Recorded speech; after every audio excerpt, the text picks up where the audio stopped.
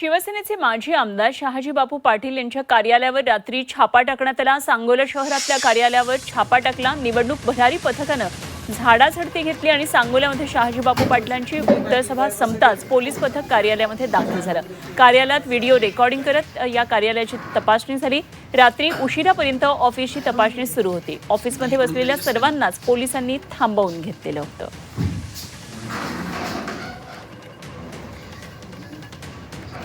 लोक ऑफिस मध्ये आली, मला काय कळायला तयार नाही। म्हणलं काय भानगडी? ते म्हणले तुम्ही फक्त बसून राहा, थोड्या आम्हाला बातम्या आल्या जरा बघायचं आहे। म्हणलं काय स्पष्ट बोला म्हणले, तर इथं पैसे बी आहे बघा म्हणलं, काय तुम्ही पार्टीची बघा, मला जायचं आहे म्हणलं, गोळ्या खायच्या आहेत।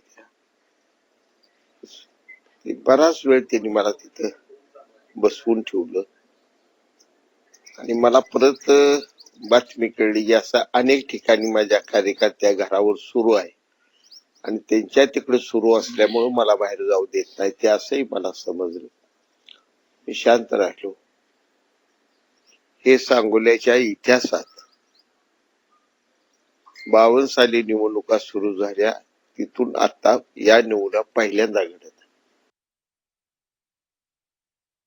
शहाजी बापू पाटील यांची प्रतिक्रिया आपल्याला पाहायला मिळते। 1952 पासून निवडणुका सुरू झाल्यात आणि सांगोल्याच्या निवडणुकांच्या इतिहासामध्ये, राजकीय इतिहासामध्ये पहिल्यांदाच अशा प्रकारे घडलं असल्याचं शहाजी बापू पाटील यांनी म्हटलंय। गेल्या काही दिवसांमध्ये शहाजी पाटील बापू यांनी खरं तर त्यांच्या प्रचार सभांमधून घणाघाती टीका केलेली होती आणि खरं तर मित्रपक्षांमध्ये असताना सुद्धा त्यांनी भाजपवर टीका केलेली होती। स्थानिक राजकारण होतं, मात्र शहाजी बापू पाटील यांच्या टीकेमुळे तिथलं राजकारण पुरतं ढवळून निघालेलं होतं। तर शहाजी बापू पाटील यांच्या कार्यालयावर काल निवडणूक पथकानं अशा प्रकारे भरारी पथकानं छापा टाकला। काय आक्षेपार्ह आढळलेलं आहे का या संदर्भात तपासणी या ठिकाणी केलेली आपल्याला पाहायला मिळते।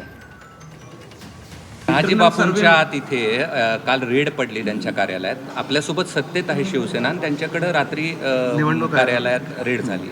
असं आहे, मला याची कल्पना नाही, पण कोणी सत्तेत आहे किंवा सत्तेबाहेर आहे याच्यावरून रेड ठरत नसते। समजा एखादी तक्रार आली, आमचे काही कार्यकर्त्यांच्या संदर्भात तक्रार आली, तर त्याही ठिकाणी चौकशी करता गेले। इव्हन अनेक वेळा माझी देखील गाडी तपासली जाते। त्याच्यामुळे याच्यामध्ये काही सत्ता आणि विरोधक वगैरे असल्या कुठल्या गोष्टी नसतात।